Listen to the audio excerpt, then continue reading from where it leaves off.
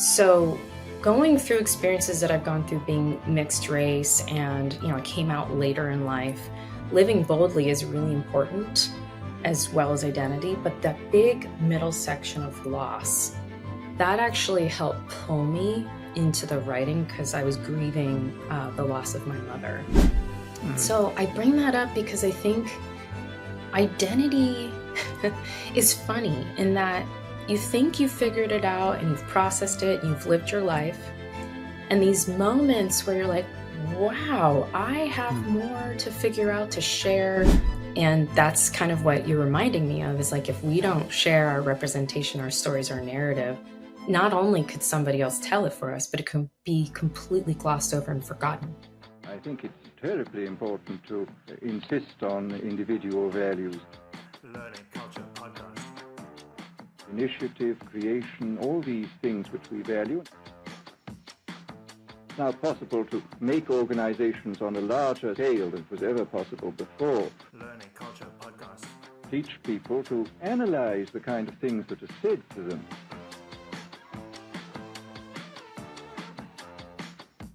What's up, everybody? Welcome back to the Learning Culture Podcast. I am your host, Andrew Barry, and this is a show about building cultures of continuous learning inside companies. So joining me today is Ingrid Hu Dahl. Ingrid is the founder and CEO of her own coaching and consulting business, where she specializes in leadership and inclusion, as well as life transitions. Her career journey includes leadership roles in talent development at companies like Gap Inc., Meta, Capital One, KQED, and several nonprofit organizations. She's also a TEDx speaker and former lecturer at Barnard, Rutgers, and the New School. She's also a founding member of a rock and roll camp for girls in Brooklyn, New York, and has performed in multiple touring bands, as well as creating 2 short indie films on identity and being mixed race. Her first book, Sun Shining on Morning Snow, which is a memoir about identity, loss, and living boldly, will be coming out in May 2025 by Page 2 Publishing. Ingrid currently lives with her wife, Courtney, and her dog, Palo Santo, in Sausalito, California.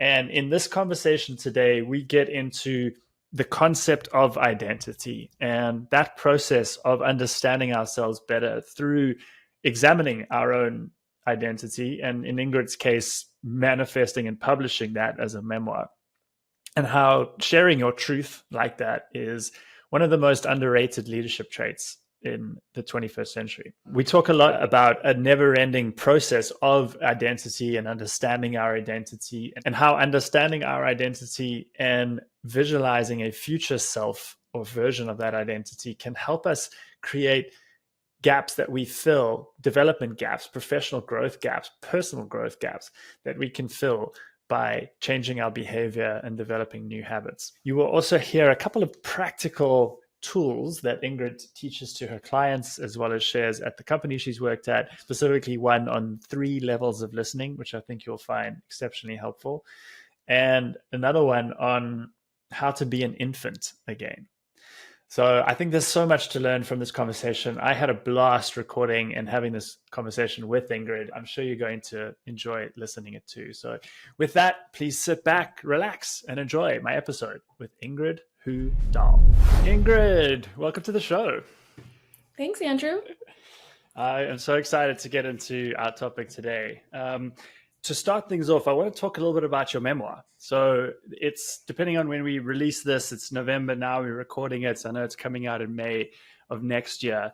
I enjoy writing myself, have dabbled in writing personal stories, and I find them exceptionally hard to write about.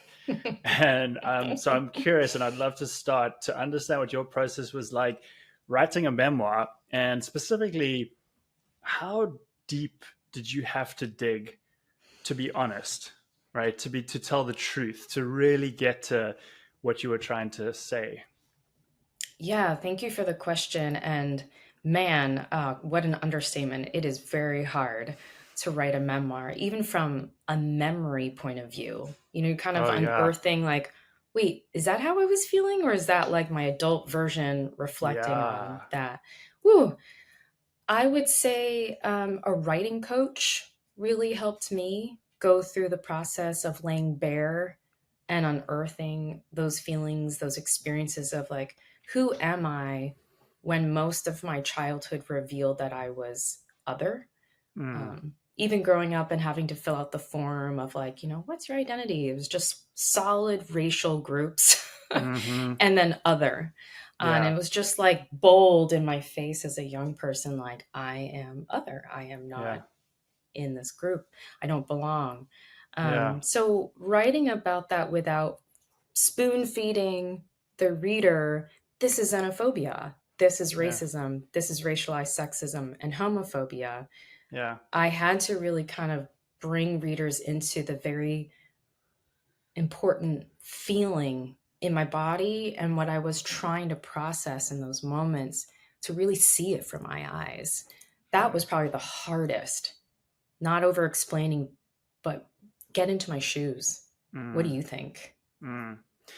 And that's actually some of the best writing advice I've gotten is to not fill those blanks in for the reader, not to tell them what you were thinking or what they should be thinking, but to let them, kind of make up their minds about that. And yeah, so the power of a writing coach, phenomenal. I'm curious, like, what can you share about the memoir? What can you share about that experience? Because it sounds clearly very relevant to everything you've done since.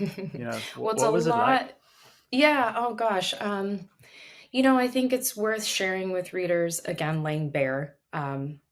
The memoir is called Sunshining on Morning Snow, which is my Chinese given name. And the subtitle is a memoir on identity loss and living boldly.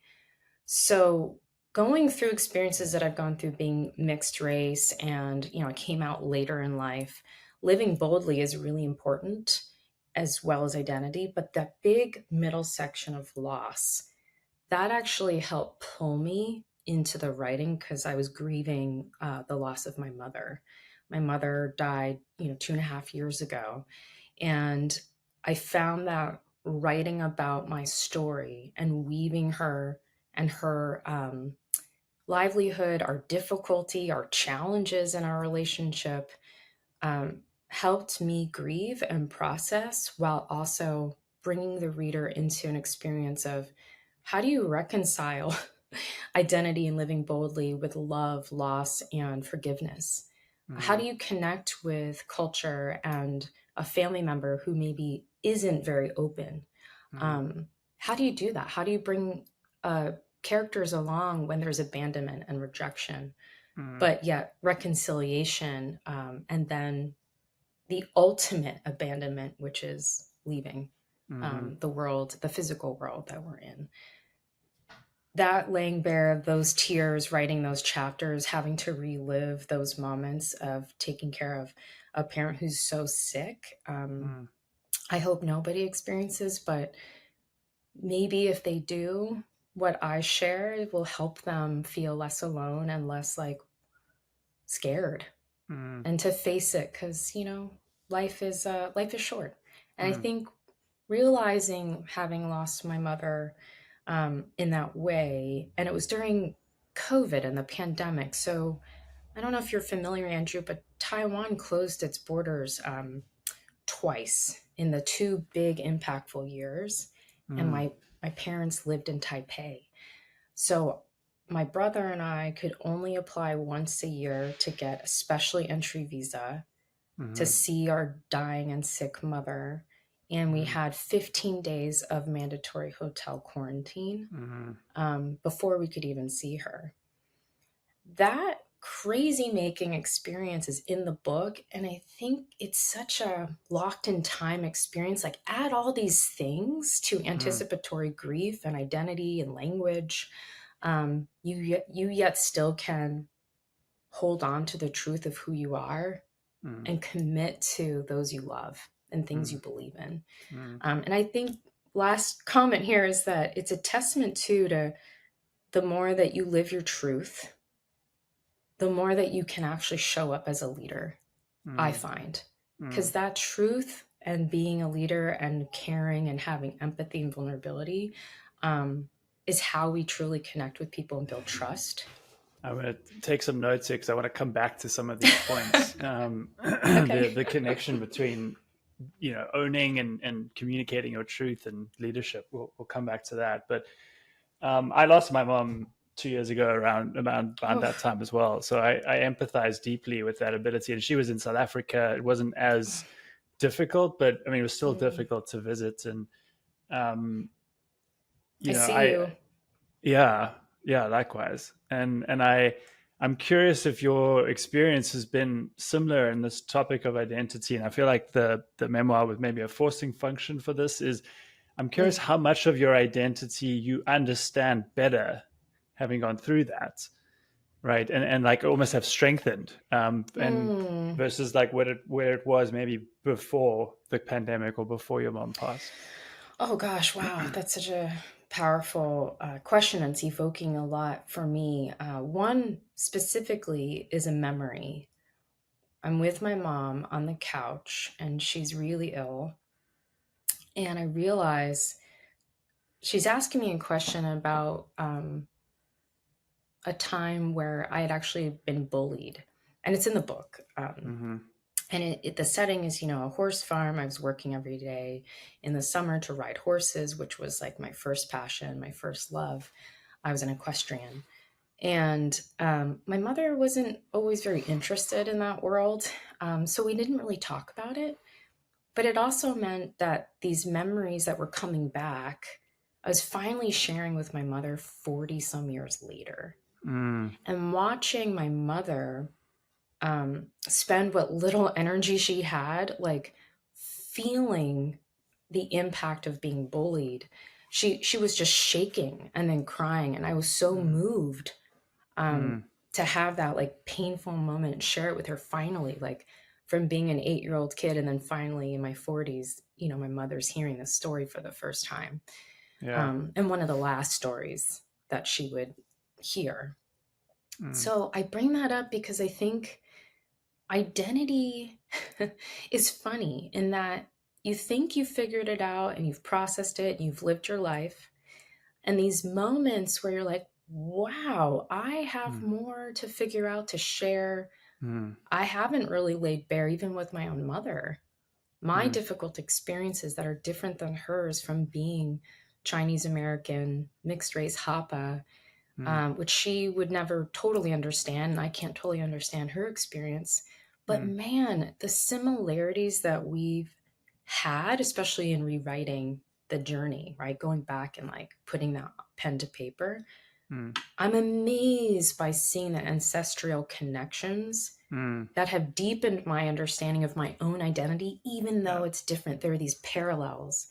So even through death and what I experienced with my mom and the differences we had in our identities, this experience has matured me to realize like how deeply connected and rooted we are. We are not just a seed planted separately. We are an interconnected historical ancestral connection, like trees and the underground roots that connect. And I was not tapped in enough to it until having that profound experience of loss. I had the exact same experience, and it's tragic, right? That we have to have that to know to then realize that. It's really one of those crazy sort of curiosities of life. And we are somehow strengthened by having gone through that experience. Well, I mean, not somehow, we clearly are, having gone through that difficulty of losing someone. Let's go back to identity, because I think that this is just fascinating in how that, loss helps us learn about ourselves. And then you've kind of formalized that process in creating the memoir and looking at all the different parts of yourself. And I want to talk about just that process for a second, because it seems to me like I'm actually going to undertake this as not necessarily publish a memoir, but to go back over my life. And I'm going to do this with my brother to kind of like map out the timeline, right? Of like memories. Like you mentioned the memory part, I guess that was kind of hard, right? Like go back, and it's very vague for me, 0 to 4 and 4 to 8 and 8 to 12, right? Like So piecing those together, I think, is going to be a great exercise. And I'm curious if you have anything to share, having gone through that exercise, about Oh, that power, right? Because to me, it seems like if you don't tell that story, someone else will. And so it's like mm, your opportunity to do that. mm. I mean, I hope more people tell these stories. Like, I'm actually thankful that more people, including yourself, like, I love this idea of you and your brother. Gosh, what a great idea. I want to chat with my brother who's mixed Yeah. race too, right? And be like, Yeah. hey, what would we co-author? Yeah. How inspiring. But going back to those, that 0 to 5, I find as we get older, it's so hard to do. And that writing coach, Stacey Ennis, Mm. really helped me, like, no, what were you wearing? Like, Mm. really go back. What was the temperature like outside? And I started slowly piecing together and slowing down Mm. and trying to, like, it's kind of like Inside Out, the initial Yeah. Pixar, right? Where they're like shot back these memories that don't matter Yeah. anymore and like toss them and like it's a journey to find them. Yeah. So it kind of went through that Inside Out journey, if you will. And it's like, okay, oh, it was winter time. Yeah, it was cold. Okay, I had these gloves on, a tiny little purple puffy coat, which I remember from photos fishing with my Mm-hmm. father, Mm-hmm. and my first photo of riding a horse. Okay, I was wearing that puffy coat. I was probably holding a little My Little Pony lunchbox. Yeah. Okay, so in that moment when that interaction happened, where in this case I was called half a piece of shit by the fifth grader, and I was a little kid at the first time by myself at a bus stop going into grade Wow. school, and just being like, is this person talking to me? Yeah. Oh, they are. No one else is saying anything. It's cold. We're all like waiting for the bus awkwardly. But Yeah. he looks angry and contorted, like his face looks messed up. And having to remember what it was like being a 5-year-old, sense making, being called a name, wondering if not just was I safe and was I okay, but was my family safe Mm. in this neighborhood? Was this a mirror to what everybody else in the neighborhood was thinking and feeling? That took a lot of effort to go back and Mm. stitch back the experience, because I find that with hurtful moments in having a spotlight of identity, like, you tell us what's going on because we need to know your racial background and how dare you live in our neighborhood kind of thing. Yeah. These messages are going out. Yeah. Instead of fleeing from them because they're uncomfortable and painful in a lot of these cases, sitting with it and being like, what else might have I been feeling? What other kinds of narratives or confusion was Mm. popping up that could be useful? Mm. Because people might be like, I have felt that way too, but in a different instance. Oh my gosh, this universal systems of oppression that we're going through, even as young kids, boxing people in, adding a lot around, assumptions and the power of like supremacy and those Mhm. that kind of thinking. Mm-hmm. It's showing up everywhere. But I don't know if children who aren't being forced to have the spotlight and the what are you questions that we get all the time Mm. see that as soon as the way I was forced to Yeah. at such a young age. Prematurely. Yeah. Yeah, Yeah. Yeah. very. Yeah. And yeah, so it just strikes me a few things. Like we do a lot of work around the power of narrative as a thinking device, and what you're describing is the benefit of that.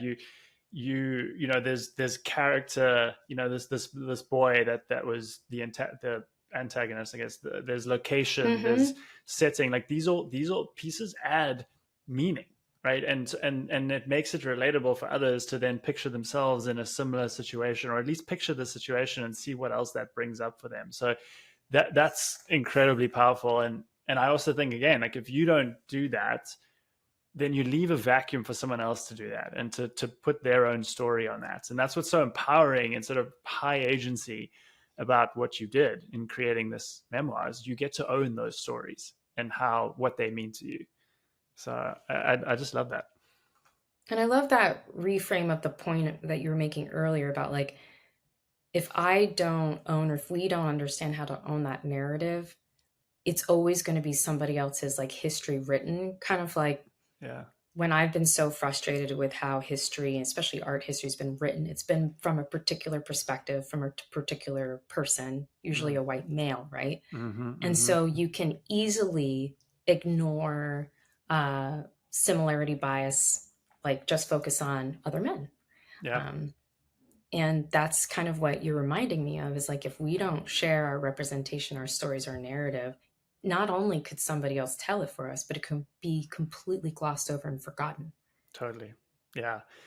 So, okay. So this is, I love this so much. I could talk about this for the rest of the episode, but for the familiarity of the audience, we're talking to talent development people here. I want to bring it back to that, because one thing I love about this show is getting to speak to people who have these personal projects, like your memoir, and we're not even touching on all the stuff you've done, the rock camp, the school, and there's a lot that everybody listening should go in and learn more about Ingrid. But then you also have applied this in your coaching, in the work you have done at the companies you've worked at, and I want to sort of start to shift it to that, because I find the concept of identity so important for growth and learning.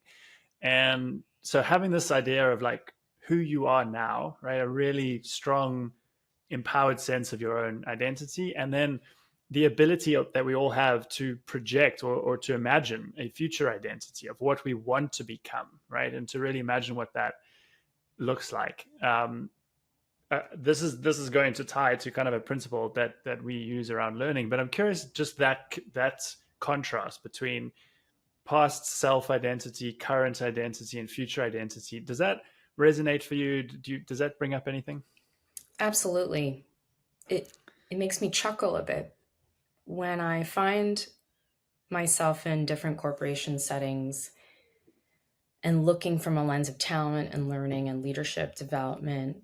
What strikes me is that we're all adults who are still kind of stuck at either a playground or high school. Yes. And without judging it, like, in coaching, we don't judge, right? It's the curiosity of like, what's going on for you? And some people, it's just become comfortable and norm to fall into like mildly gossipy, toxic behavior, or finding similar cliques that just, those are your chosen people.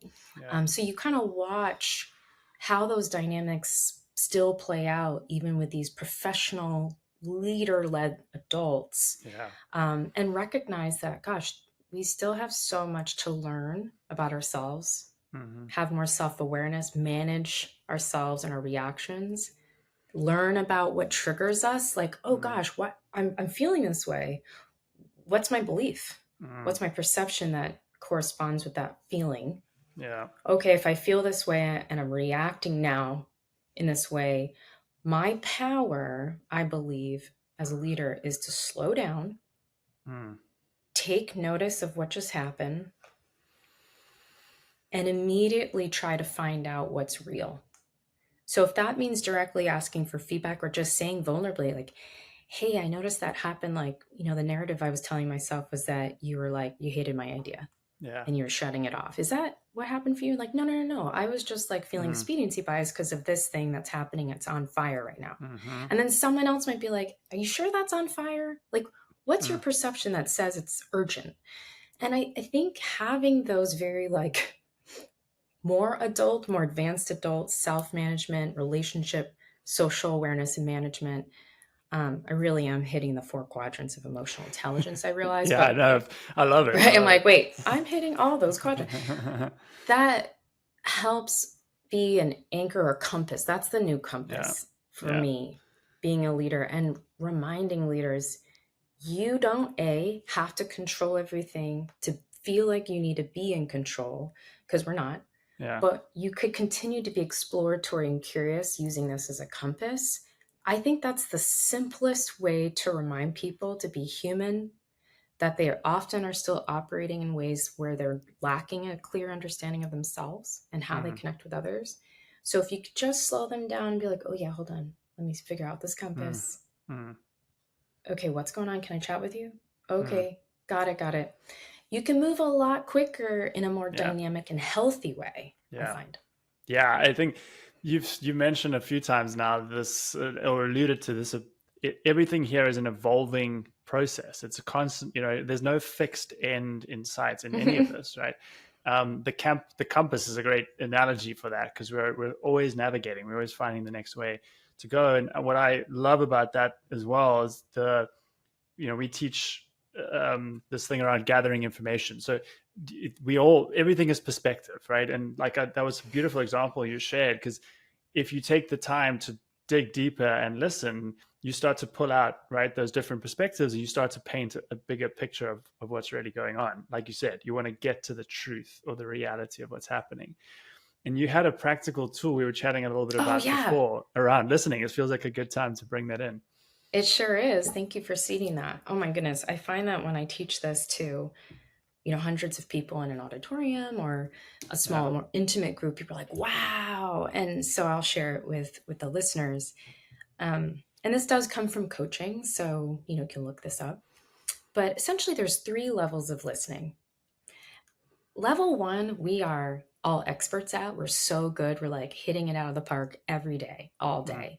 And it's really just listening to ourselves, our narrative, our judgments, our fears, perceptions, our inner beliefs, even to the point where someone's talking with us and we're thinking about what we have to do later. Should I work out? What do I want for dinner? Did I forget to respond to that person? Yet this person's talking to us. So level 1 is all about me. It's just me. We're great at that. Level 2 is, okay, I've kind of stopped the narrative. I'm like paying more attention to you, Andrew, and I'm listening to understand, not to respond. They're 2 very different things. In one, I might just be thinking of, I just want to be able to say this thing to sound smart or to get my point across. I'm not listening to you. I'm listening to me. Yeah. But in understanding, I'm a lot more locked into you. So level 2 is like a great place for listeners to try to get to. And one great way to practice this is as somebody's listening, as you're listening to somebody talk to you, don't say anything. No, oh, really? Oh my God, me too. Listen, let them finish, and simply say, thank you for sharing that. And I will tell you, it is really hard to do that. But that's truly testing yourself. I'm listening to everything to understand. Now, the final level 3 is really about we. So if level 2 is maybe about you, Andrew, I'm listening to you. Level 3 is about us. This is empathetic, listening to learn. I want to learn. I want to contribute. I want us to evolve and grow. That means that I'm listening to not just what you say, but also to your body language. I'm curious about that. I'm sharing more about when you said that for me, I felt it here. And I'm curious, what might that mean for us? What do we need to do to move forward? One great example is even just this morning I had with my manager. I was like, hey, how was that last meeting for you? What were you experiencing? And she paused and she's like, I thought it was good, right? I think we saw pretty great leadership from our team. But I wonder if, and so it's sort of this curated analysis in empathy and care, looking at how we can support our teams to level up and grow without judgment, with pure growth, curiosity. And I would say we know everybody's capable. So let's lead from everyone is capable. Everyone's capable to lead. What can we do as leaders to help nurture, mentor, and respect where people are at without judgment? That's really hard. Yeah. But those are the levels of listening. I love that framework. It's so helpful, right? Because it right away puts you in, in every moment you can sort of see, oh, wow, actually, I'm probably mostly at level 1, right?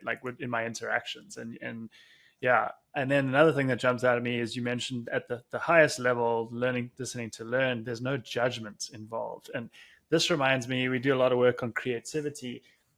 Early judgment, premature judgment is the number 1 enemy of creativity, right? You need to give time for ideas to develop.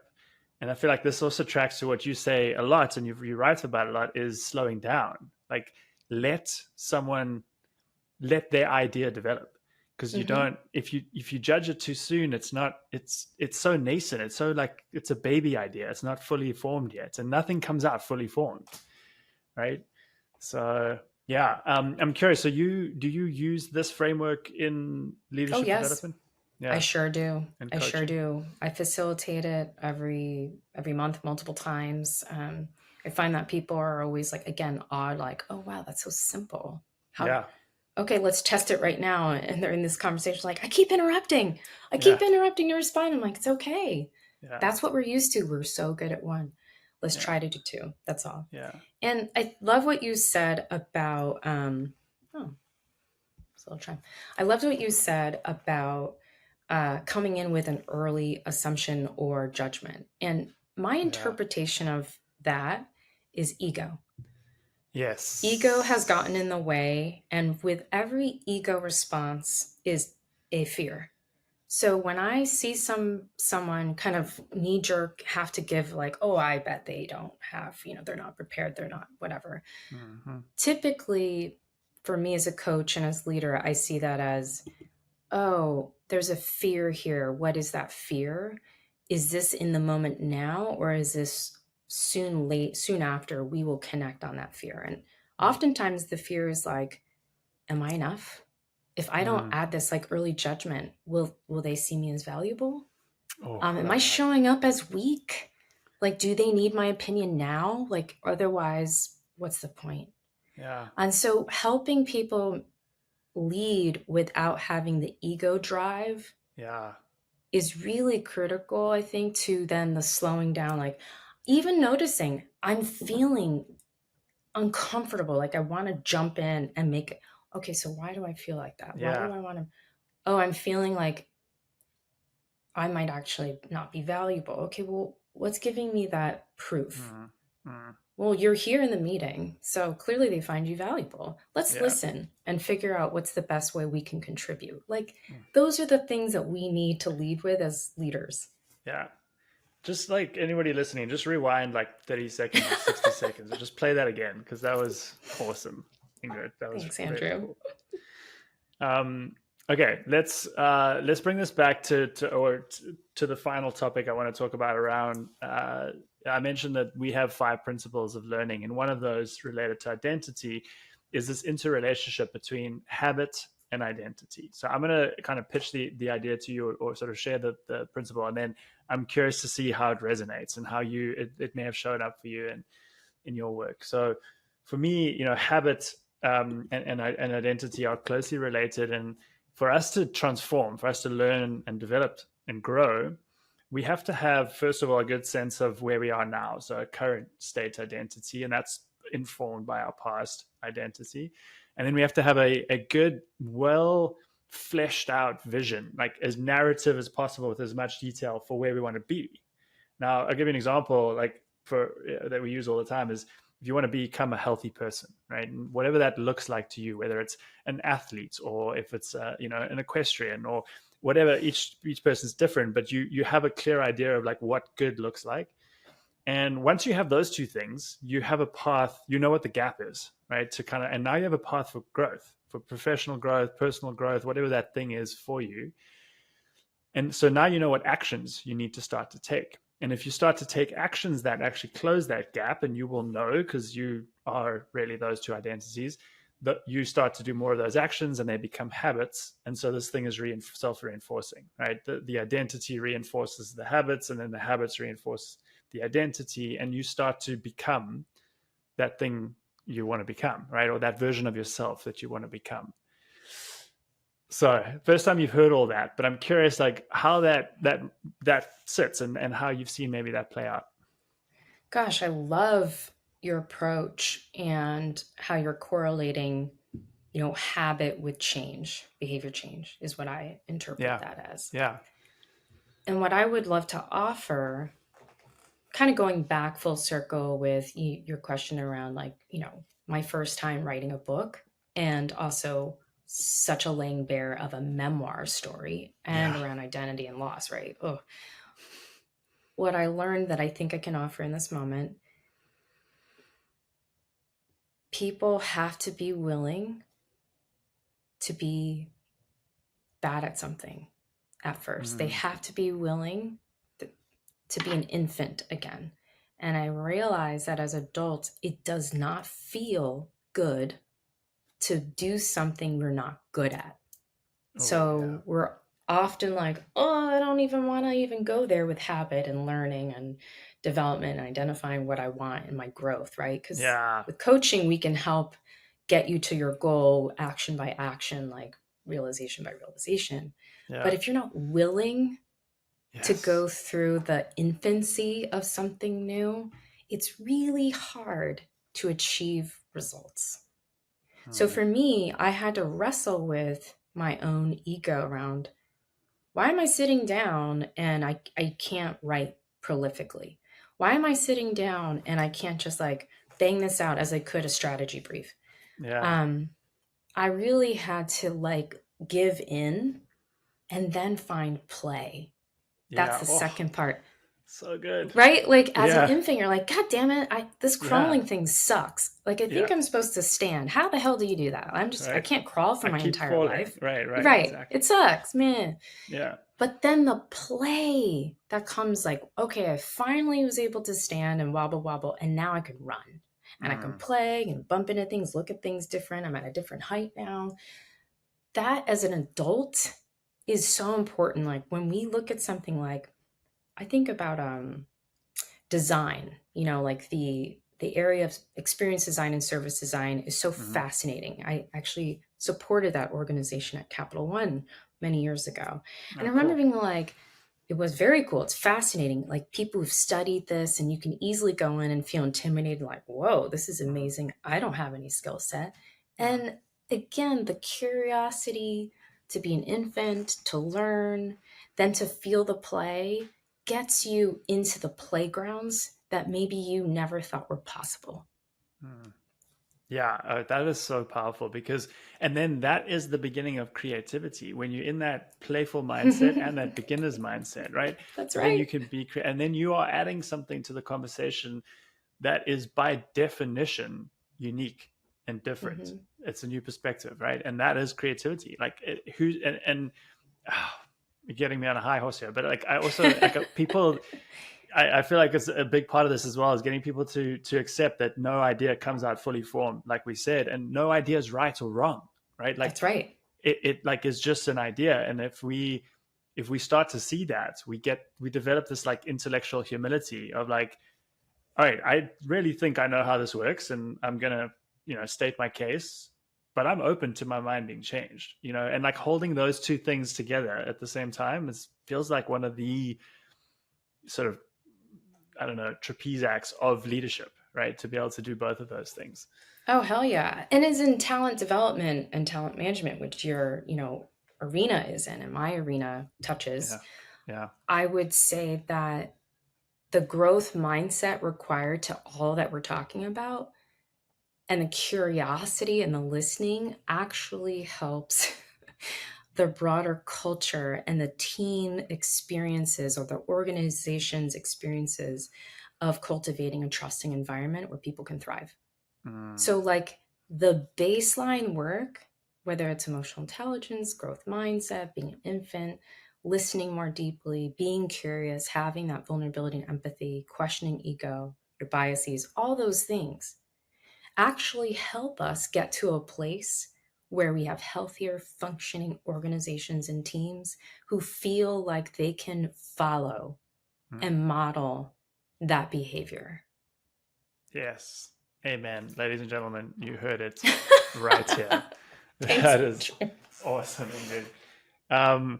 Okay, final question then. And, you've shared a lot of really practical advice. I want to leave listeners with one more piece. And I want to go back to your memoir experience and think, what advice would you give someone who's listening to this and going, you know what, maybe it's not a memoir that I'm going to write, but like, I would really like to understand myself better, right? And like, and understand what those memories and experiences I've had, how they've informed me and who I am now. What advice would you give someone who wants to set off on that journey?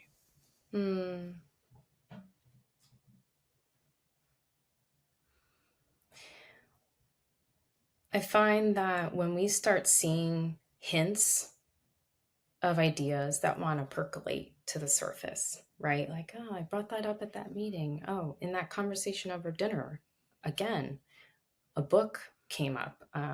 That's interesting. I find that allowing to open up the aperture of that idea and looking at it and wondering, if I put my energy and my power into this, what might it manifest? What would my future, my possible future look like if I gave this a lot of nutrition, a lot of water, a lot of care? And I, with my writing coach, Stacey Ennis, mapped out a 1 year, 5 year, 10-year manifested projection of if I gave my memoir this love, this care, this consideration, this attention, what did I see as a result? That's awesome.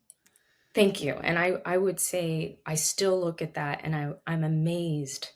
Even my wife was saying, because I was reading it out loud to her a year ago, and she was like, where did all that come from? Not that she didn't believe that I had it in me, but she's like, you want to hang out with Oprah and like, you want to do all this stuff and be on like, you know, Reese Witherspoon's book list. Like she's like, you want to be in the media, you're down to do all that and to be a public speaker and put yourself out there. And I'm like, yes, I just didn't realize that when I opened my aperture, that's what I saw.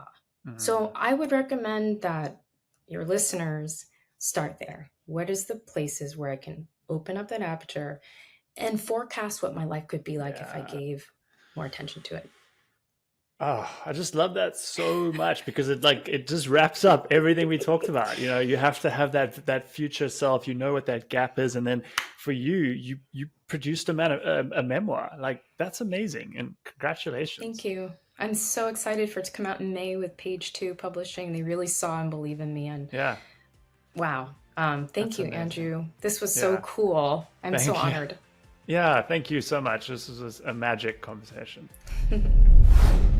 Hello. I hope you enjoyed that episode. It's Andrew again with a quick message. If you'd like to support the show, the best way to do that is to leave us ratings and reviews where you listened. If you're on YouTube, hit the like and subscribe buttons and feel free to leave a comment. We love hearing from our listeners and viewers. If you're listening to this on Apple Podcasts, please take the time to give us a rating and leave a review. Once again, we love hearing from our loyal listeners. If you're listening to this on Spotify, please hit the follow button to make sure that you don't miss new episodes as they come out. See you next week for another episode of the Learning Culture Podcast. Thank you for listening.